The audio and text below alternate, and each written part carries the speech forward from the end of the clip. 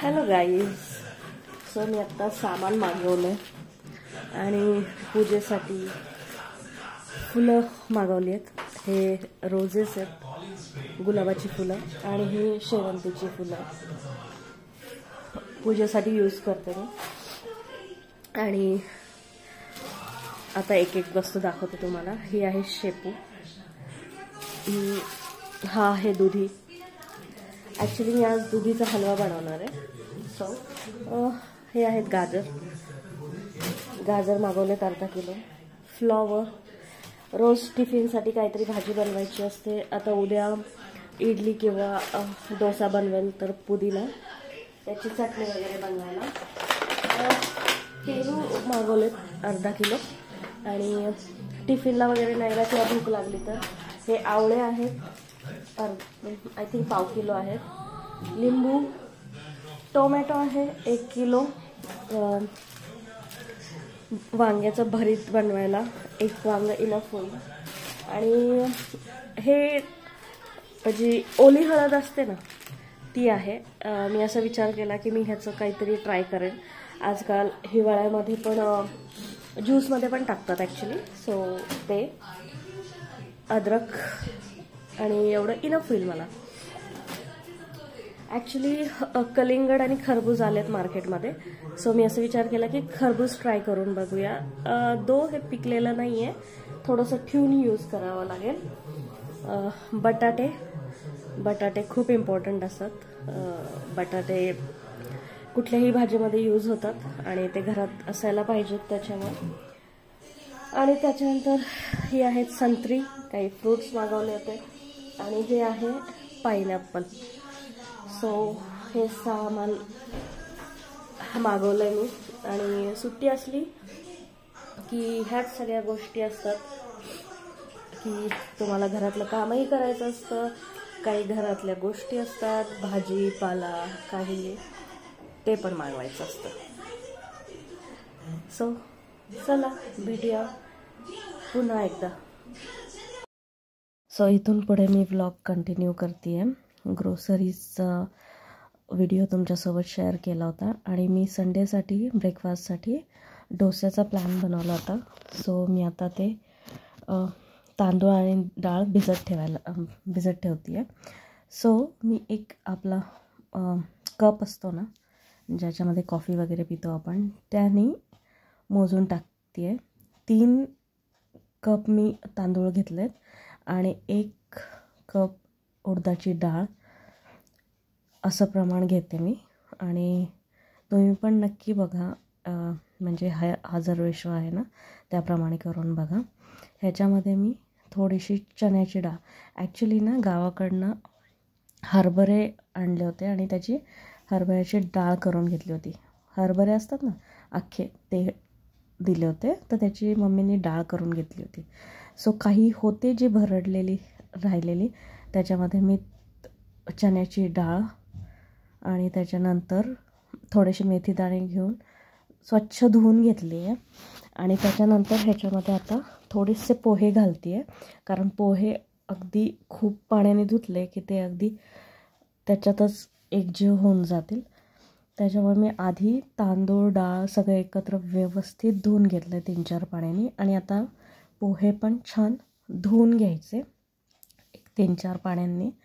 आणि व्यवस्थित धुतलं गेलं की त्याच्यात पाणी घालून आपण 5-7 तास तसं भिजत ठेवायचं आणि संध्याकाळी वाटून घ्यायचं ते. सो तुम्ही बघू शकताय, हा संध्याकाळचा व्हिडिओ आहे. आणि छान फुललं होतं ते, जसं की मी तुम्हाला सांगितलं होतं ते चणे होते. सो ते छान आता बॅटर मी मस्त वाटून घेतलेलं आहे. आणि आता त्याच्यामध्ये मीठ घालायचं आणि झाकून ठेवून द्यायचं फर्मेंट व्हायला. तर बेतानेच घाला मीठ, कारण कमी झालं तर नंतर दुसऱ्या दिवशी तुम्ही घालू शकता, पण आत्ताच तुम्ही जास्त घातलं तर ते कमी नाही करू शकत. आणि माझा मिठाचा स्पून खूप छोटा आहे, त्याच्यामुळे मी 2दा-3दा मीठ घातलं आहे. हे मस्त ढवळून घ्यायचं, एकजीव करायचं मीठ आणि झाकून ठेवून द्यायचं. एकदम छान झालं होतं. आता हे 5-6 तास राहिलं की सकाळी छान फर्मेंट होईल आणि मग आपण हे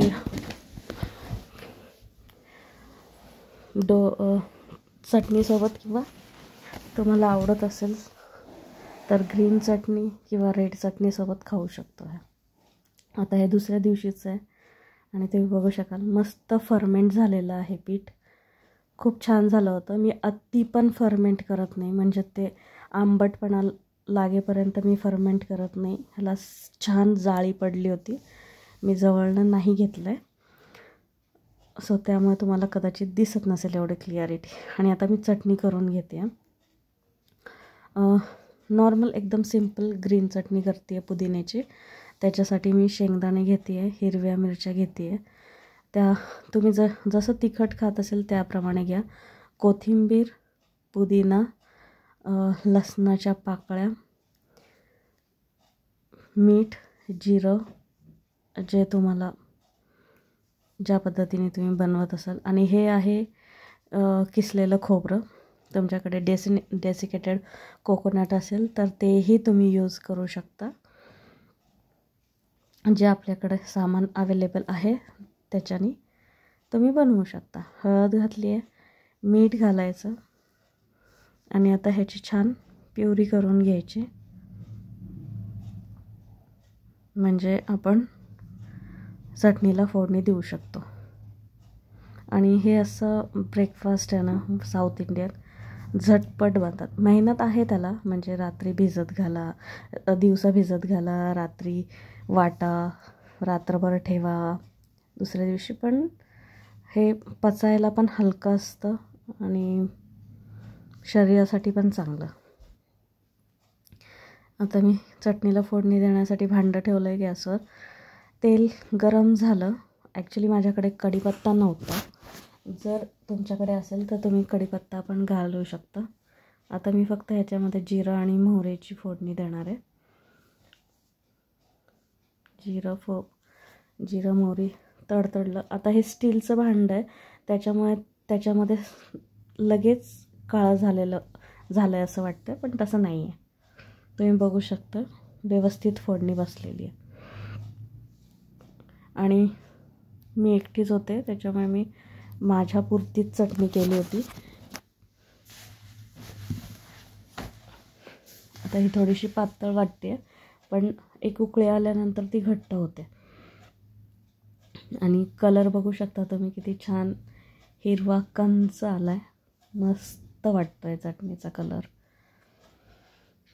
मी हळद घालते चटणीमध्ये. खूप लोक जे आहेत ओलं नारळ घालतात आणि त्याच्यामध्ये हळद वगैरे नाही घालत, मग त्याचा तो हिरवट कलर नाही येत. किंवा थोडीशी कोणी लोक त्याच्यामध्ये कोथिंबीर किंवा पुदिना पण नाही घालत, ओल्या नारळाची चटणी करतात, त्याच्यामुळे ती थोडीशी पांढरसर दिसते, क्रीम कलरची. सो तुमची चॉईस असते की तुम्हाला कसं करायचं आहे, काय आवडतं तुम्हाला चटणीमध्ये. कोणी लाल मिरच्या भिजवून, ज्या बेडगी मिरच्या असतात ना त्या पाण्यात भिजवून पण दुसऱ्या दिवशी. आणि तुम्ही बघू शकता पीठ एकदम छान फर्मेंट झालं होतं बघा. डोस्याला मस्त जाळी पडली आहे, एकदम मऊ लुसलुशीत झाले होते. आणि मी एकदम असा कडक डोसा नाही करत, म्हणजे जसा मसाला डोसा असतो ना एकदम कडक, तसं नाही करत. मला सॉफ्ट आणि स्पॉन्जी डोसा आवडतो, म्हणून मी तो थोडासा जाड बनवते.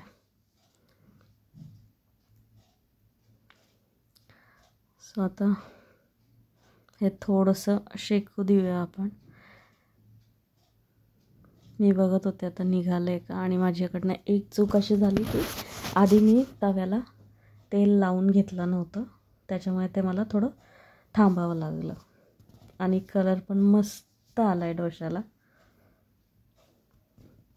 आणि मुळात मी पीठ वगैरे विकत आणून नाही करत. जेव्हा पण डोसा, इडली काही खायचं असतं घरातच पीठ बनवून मगच करतो आम्ही. विकतचं पीठ एवढं छान पण नाही लागत टेस्टला. आणि आपल्यावर असतं ना आपल्याला किती वेळ ते फर्मेंट करायचं आहे. अगदी खूप आंबट, म्हणजे माझा तरी असा एक्सपिरियन्स आहे की मी जेव्हा पण आणले ते थोडंसं आंबटच लागायचं. आणि मला असा डोसा आवडतो, स्पॉन्जी, जसं आपण बाहेर खातो ना लोण्याचा वगैरे तसं. तो अजून ह्याच्यापेक्षा थोडासा जाड असतो, पण हा इनफ आहे माझ्यासाठी. म्हणजे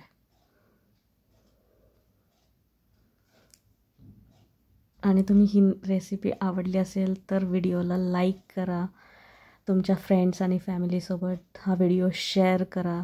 चॅनलवर नवीन असाल तर चॅनलला सबस्क्राईब करायला विसरू नका. आणि थँक्यू सो मच पूर्ण व्हिडिओ बघितल्याबद्दल.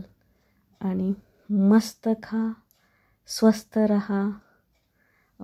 आत्ता खूप लोक आजारी पडत आहेत, सो तब्येतीची काळजी घ्या. आजचा दिवस तुम्हाला मस्त जाऊ देत, छान जाऊ देत. देव सदैव तुमच्या पाठीशी असू देत चांगल्या वाईट परिस्थितीमध्ये. कारण कोणी तुमच्यासोबत असण्याने किंवा नसण्याने जे फरक पडत नाही, पण